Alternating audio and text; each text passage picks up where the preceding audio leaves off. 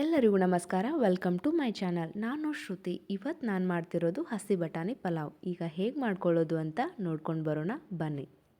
ಮೊದಲಿಗೆ ಒಂದು ಪಾತ್ರೆನ ಬಿಸಿ ಮಾಡಲಿಕ್ಕೆ ಇಟ್ಕೊಂಡು ಅದಕ್ಕೆ ಎಣ್ಣೆನ ಹಾಕ್ತಿದ್ದೀನಿ. ಎಣ್ಣೆ ಕಾದ್ಮೇಲೆ ಸಣ್ಣದಾಗಿ ಉದ್ದುದ್ದಾಗಿ ಕಟ್ ಮಾಡಿದಂತಹ ಈರುಳ್ಳಿನ ಹಾಕಿ 1 ನಿಮಿಷ ಫ್ರೈ ಮಾಡ್ಕೊಳ್ಬೇಕು. ಇದಕ್ಕೆ ಬೆಳ್ಳುಳ್ಳಿ ಮತ್ತು ಸ್ವಲ್ಪ ಶುಂಠಿ ಹಾಕಿ ಸ್ವಲ್ಪ ಹೊತ್ತು ಫ್ರೈ ಮಾಡ್ಕೊಳ್ಬೇಕು. ಕಂಪ್ಲೀಟಾಗಿ ಕೂಲ್ ಆದಮೇಲೆ ಇದನ್ನು ಮಿಕ್ಸಿ ಜಾರಿಗೆ ಸ್ವಲ್ಪ ನೀರು ಹಾಕಿ ಚೆನ್ನಾಗಿ ರುಬ್ಕೊಳ್ಬೇಕು.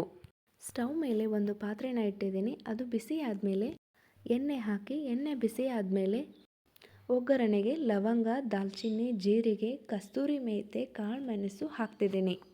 ನಂತರ ಇದಕ್ಕೆ ಈರುಳ್ಳಿನ ಹಾಕಬೇಕು. ಈರುಳ್ಳಿನ ನಾನು ಉದ್ದುದ್ದಾಗಿ ಕಟ್ ಮಾಡಿ ಇಟ್ಟಿದ್ದೀನಿ. ಇದಕ್ಕೆ ಹಸಿರು ಮೆಣಸಿನಕಾಯಿ ಮತ್ತು ಕರಿಬೇವು ಮತ್ತು ಹಸಿ ಬಟಾಣಿನ ಹಾಕಿ ಸ್ವಲ್ಪ ಹೊತ್ತು ಫ್ರೈ ಮಾಡ್ಕೊಳ್ಬೇಕು.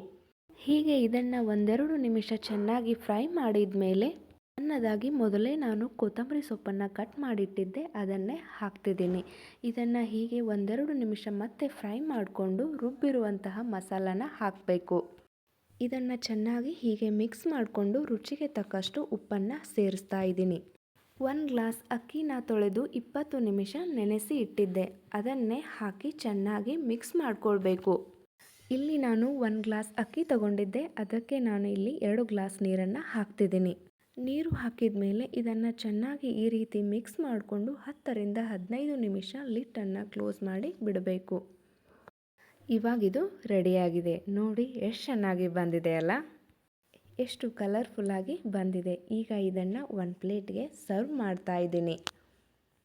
ಇದರ ಕಂಪ್ಲೀಟ್ ರೆಸಿಪಿನ ನನ್ನ ಯೂಟ್ಯೂಬ್ ಚಾನಲಲ್ಲಿ ಆಲ್ರೆಡಿ ಶೇರ್ ಮಾಡಿದ್ದೀನಿ. ಯಾರಿಗಾದರೂ ಇಂಟ್ರೆಸ್ಟ್ ಇದ್ದರೆ ಹೋಗಿ ಚೆಕ್ ಮಾಡಿ. Thank you.